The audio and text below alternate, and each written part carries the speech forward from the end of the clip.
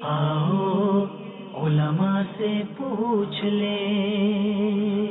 अस्सलातु वस्सलामु अलैका या रसूलल्लाह व अला आलिका व अस्हाबिका या हबीबल्लाह। अस्सलातु वस्सलामु अलैका या खातमन नबिय्यीन व अला आलिका व अस्हाबिका या खातमल मासूमीन। अज़ीज़ो दोस्तों, बुजुर्गो, साथियों, जी जो तव्हांजे इल्म में आहे त असां अल्हम्दुलिल्लाह नमाज जा मसाइल बयान करे रहिया आहियूं पूरी तहक़ीक़ सां, कुरान और सुन्नत जी रोशनी में अहादीस के साम्हूं रखंदे अल्हम्दुलिल्लाह सजदे जा मसाइल ईद खां बाद शुरू कया आहिनि। गुज़िश्ता जुमा इन ॻाल्हि खे बयानु कयोसीं जो सजदे में हिकु शरई उज़ुर आहे, जेकॾहिं कोई पेशानी ते सिर्फ़ु सजदो थो करे ऐं उनजे नक ते कोई ज़ख़म आहे त उज़ुर जे तहत, मजबूरी जे तहत इहो जाइज़ आहे। ऐं जेकॾहिं कंहिंखे पेशानी ते ज़ख़म आहे, का तकलीफ़ आहे, सिर्फ़ु नक ते सजदो थो करे, इहो बि जाइज़ आहे उज़ुर जे तहत, ठीकु आहे। पर जेकॾहिं उज़ुर नाहे त पोइ हुकुम छा आहे त ॿई शयूं, नक ऐं पेशानी ॿई ज़मीन ते लॻनि ऐं ॼमियल हुजनि।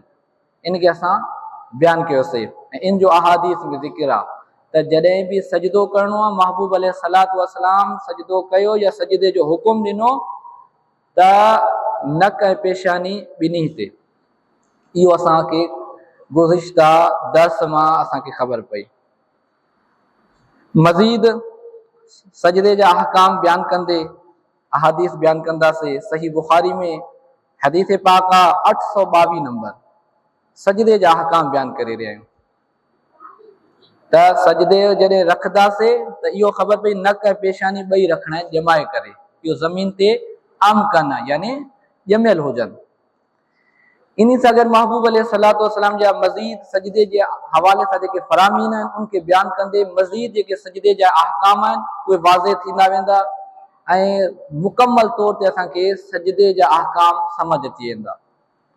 सही बुखारी में हदीस पाक आहे 822 नंबर, या मुस्लिम शरीफ में भी हदीस पाक आहे 1004 नंबर। सही बुखारी में 822 नंबर हदीस आहे हज़रत अनस बिन मालिक खां, अन अनस इब्न मालिक अन नबी सल्लल्लाहु अलैहि वसल्लम क़ाल, हज़रत सय्यदुना अनस बिन मालिक रज़ियल्लाहु तआला अन्हुमा फरमाइन था त नबी पाक सल्लल्लाहु तआला अलैहि वसल्लम जन इरशाद फरमायो, इअतदिलू फिस सुजूद, तव्हां सजदे में बराबर रहो, एतिदाल सां सजदो कयो, मियां न रवी सां सजदो करो,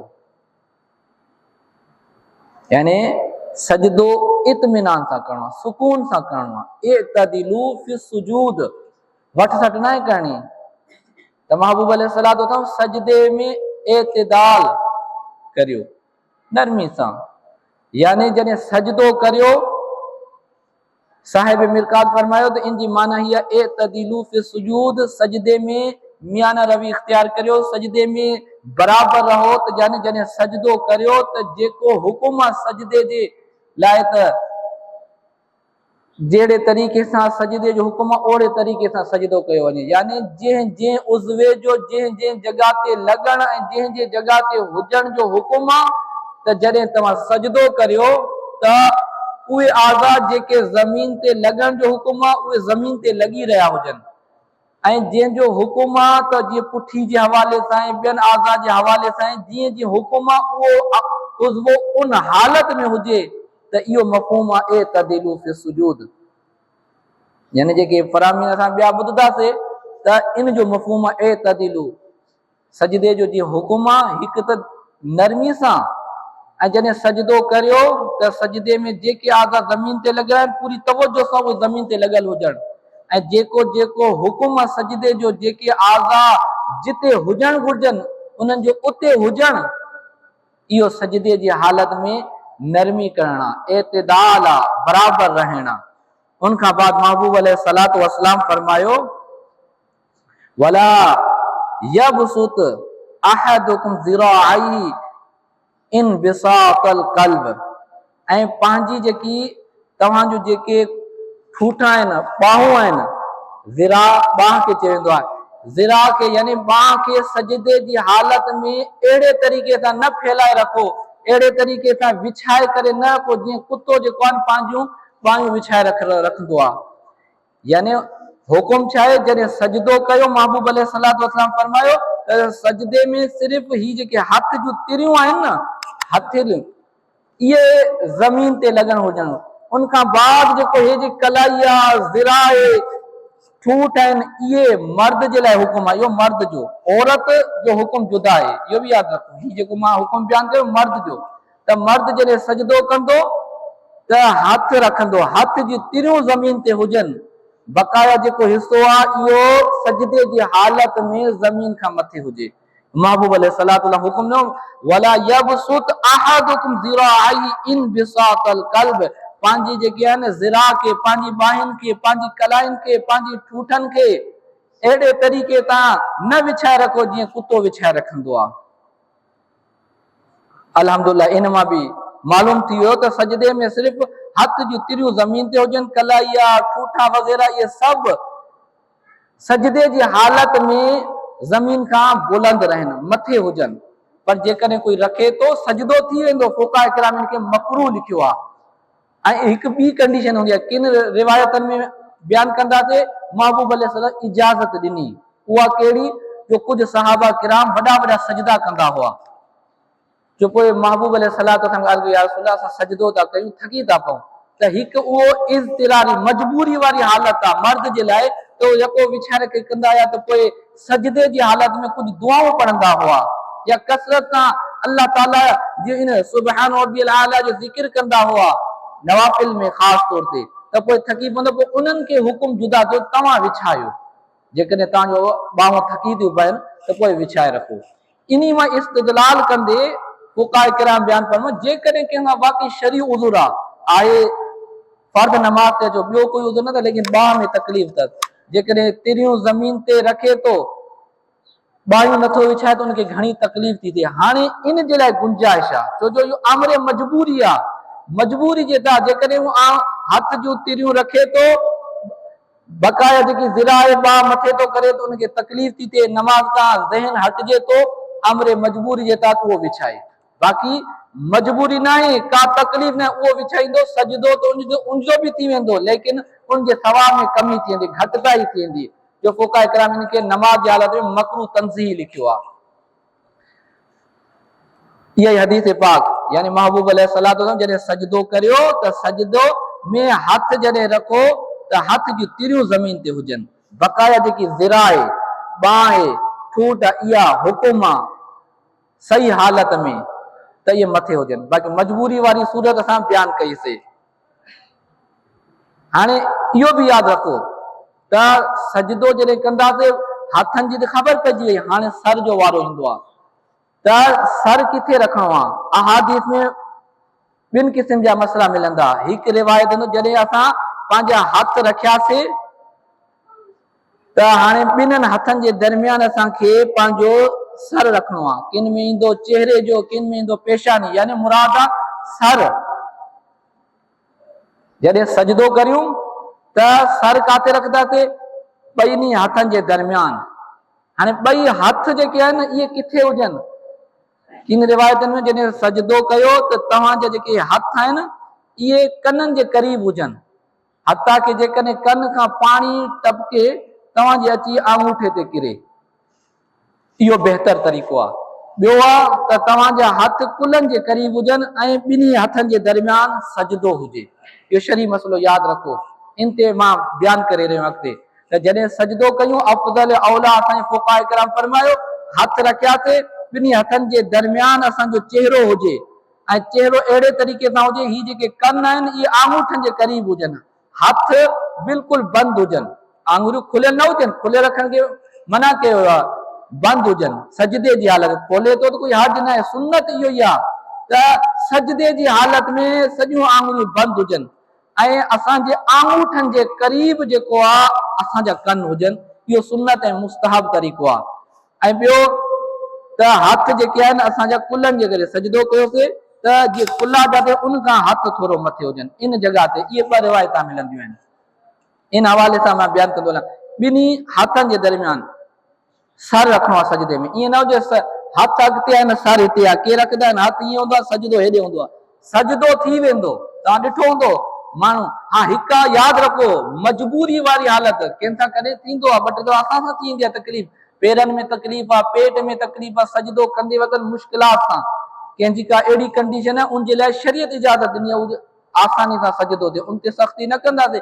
असां मसइलो बयानु कंदासीं, आसानी वारी आहे, का तकलीफ़ न आहे, त पोइ हुकुम छा आहे, जाते हथ हुजनि घणो फ़ासिलो न, छो जो रिवायतनि में हथनि जे दरमियान फ़ासिलो एतिरो हुजे, हथ या त कननि जे क़रीब हुजनि जो कननि खां पाणी टपके त अंगूठे ते अची किरे, या त एतिरो जो कुलनि जे क़रीब हुजनि, यानी घणो फ़ासिलो न हुजे।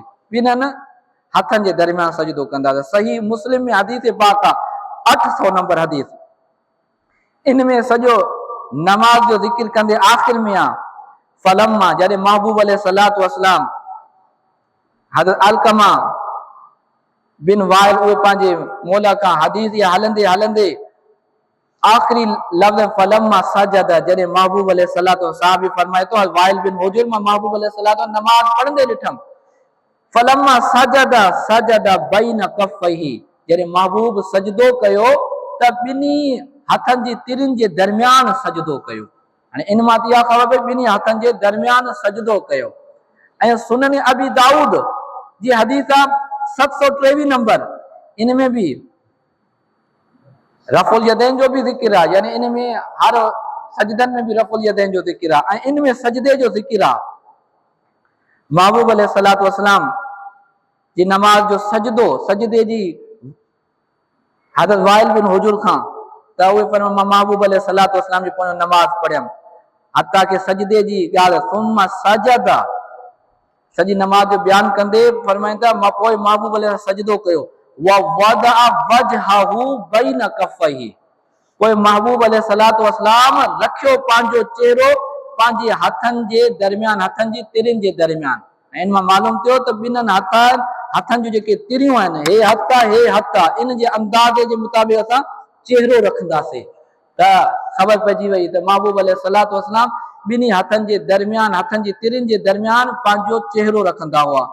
इहो अहिड़े तरीक़े सां 736 नंबर हदीस पाक में आहे सजदे जो ज़िक्र, जिते अचे थो 736 नंबर हदीस, फलम्मा सजदा, महबूब अलैहि सजदो कंदा, वक़अता रुकबताहु इलल अर्दि क़ब्ल अन तक़अ कफ़ाहु, इन ते असां बयानु करें जो महबूब अलैहि सजदो कयो त महबूब अलैहिस्सलातु वस्सलाम जा गोॾा मुबारक हथनि खां पहिरियों ज़मीन ते आया।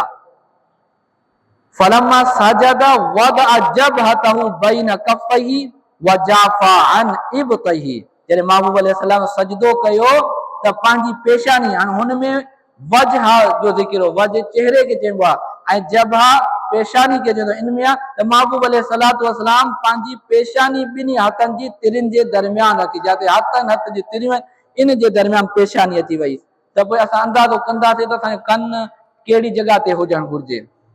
ईअं जामिउ तिर्मिज़ी शरीफ़ में हदीस पाक आहे 270 नंबर हदीस, इन में आहे त महबूब अलैहिस्सलातु वस्सलाम जॾहिं नमाज पढ़ी, अन नबी सल्लल्लाहु तआला अलैहि कान इदा सजद अमकन अनफहु व जबहतहु मिनल अर्द, महबूब अलैहिस्सलातु वस्सलाम जॾहिं सजदो कंदा हुआ त पंहिंजो नक ऐं पंहिंजी पेशानी ज़मीन ते जमाए करे रखंदा हुआ। व नहा यदई अन जंबैहि, ऐं पंहिंजे हथनि खे पंहिंजे पासनि खां जुदा रखंदा, इहो बि हुकुम जॾहिं सजदो कंदा त पासनि खां जुदा हूंदा। जीअं मथी हदीस में हिकु लफ़्ज़ हुया न महबूब अलैहिस्सलातु वस्सलाम व जाफ़ा अन इब्तैहि, त जॾहिं हथ रखंदा हुआ पेशानी रखंदा हुआ त पंहिंजी जेकी आहे न जेके बग़ल मुबारक आहिनि इन्हनि में फ़ासिलो रखंदा हुआ। इहो बि पढ़ंदासीं हदीस में त केतिरो फ़ासिलो हूंदो हुयो, एतिरो हुजे ख़बर जे हथ रखियासीं, हथ विछल न हुजनि, ऐं इन जे दरमियान असांखे सर रखिणो आहे, ऐं जेके असांजे हथ आहिनि असांजे पासनि खां जुदा हुजनि, इहो मर्द जो हुकुम आहे। औरत सिमटजी करे सजदो कंदी, छो जो उनजी जेको आहे न सतर जो उनजी सतर पोशी जो एहतमाम कयो आहे। औरत सिमट जी करे सजदो कंदी आहे ऐं मर्द खुली करे सजदो कंदो आहे, जेको अहादीस में ज़िक्र आहे। त जॾहिं जामिउ तिरमिज़ी 270 नंबर हदीस में त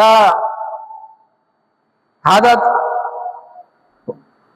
अबू हुमैद साइदी फरमाइनि था त महबूब अलैहिस्सलाम सजदो कयो त वदा कफ़ैहि हज़व मनकबैहि।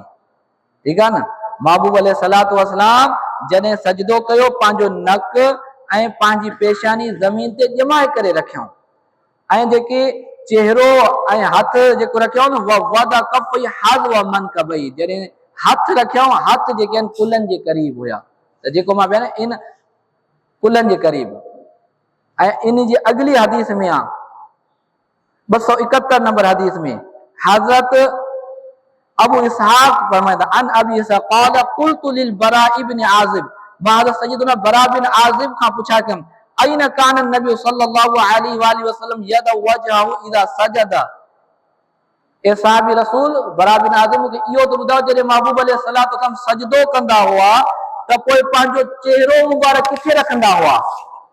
त इन हदीस पाक में फ़क़ाल बैन कफ़ैहि, ॿिनी हथनि जे दरमियान रखंदा हुआ, ॿिनी हथनि जे दरमियान।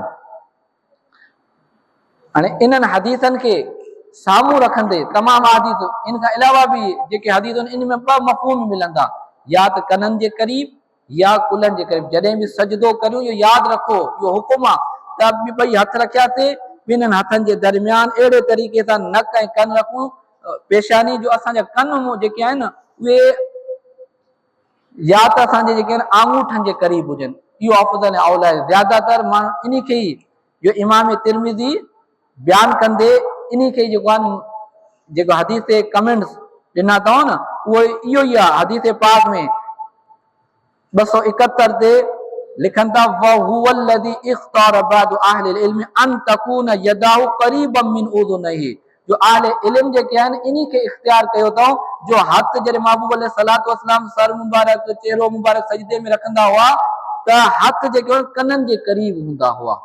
अहले इल्म इन खे इख्तियार कयो आहे अफ़ज़ल औला। लेकिन जेकॾहिं कंहिंजा थोरा हेठि कुलनि जे क़रीब आहिनि त इहो बि जाइज़ आहे, इहो बि अहादीस में आहे। त इन खे यादि रखणु घुरिजे, जॾहिं बि सजदो करियूं ईअं हथ फैलाए न छॾियूं, जो हथ हेॾे हुजे न सजदो हेॾे कयूं, या हथ मथे हुजे न असांजो सर हेठि हुजे। सुन्नत मुताबिक़ इहो जॾहिं सजदे में हथ रखूं, हथ अचनि ऐं इन जे जिते आंगूठा आहिनि अंदाज़ असांजो इते जेके आहिनि कन हुजनि त इहो अफ़ज़ल औला आहे। या थोरो अॻिते थो थी कुलनि जे क़रीब असांजा हथ था थी वञनि बि हदीस ते अमल थी वेंदो। इन खां अलावा हिकु अहम मसइलो आहे,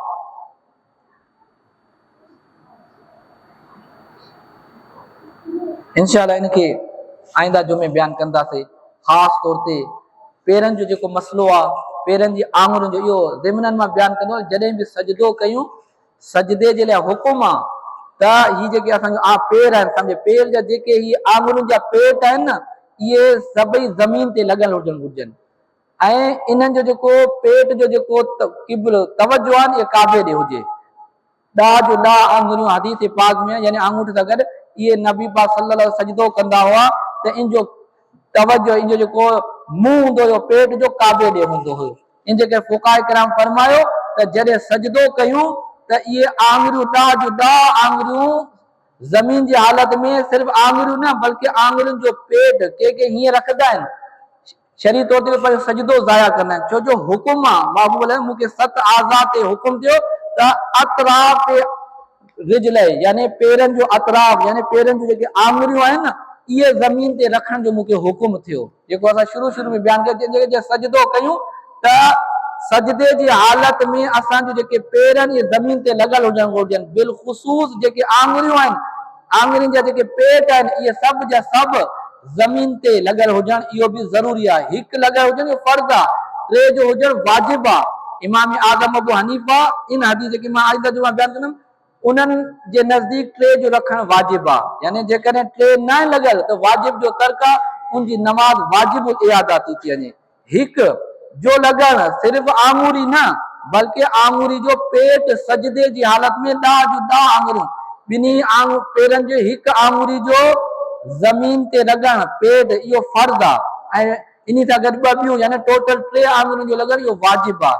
हाणे सजदे जी हालत में असां अहिड़े तरीक़े सां सजदो कयोसीं असांजो पेट न लॻल बल्कि ईअं पेर पिया आहिनि। अक्सर औकात माण्हुनि खे सम्झाईंदा आहियूं, के समझ वठंदा आहिनि, के न वठंदा आहिनि। चवंदा इहे हाणे एतिरे अरसे खां असां नमाज़ पढ़ी आहे त असीं नमाज़ूं न थियूं, त उहो शुक्र अदा करे जेकॾहिं एतिरे अरसे खां मूंखे इल्मु न हो हाणे मिलियो आहे, हदीस जे ज़रिए मूंखे ख़बर पई आहे त मां हाणे इन ते अमल कयां।